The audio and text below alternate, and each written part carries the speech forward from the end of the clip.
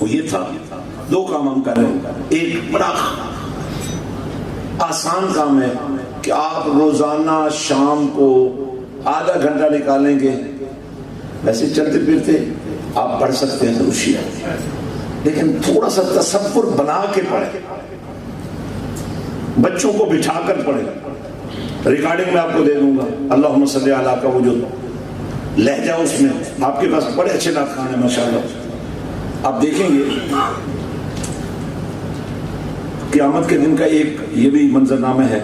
نبی رحمت صلی اللہ علیہ وسلم نے فرمایا میرے امتی جہنم میں جا رہا ہوگا. حضرت آدم مجھے پکار کر کہیں گے یہ آپ کا امتی ہو کر جہنم جا رہا ہے.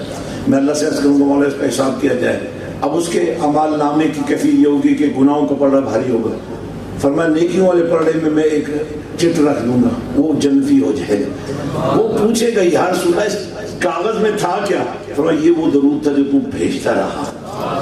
حضرات میں آپ سے یہ عرض کروں گا کہ آپ نے اپنے گھروں میں آج سے ارادہ کرنا. میرے تاریخ درود کی شکل میں 50 لاکھ درود روز جمع ہوتا ہے.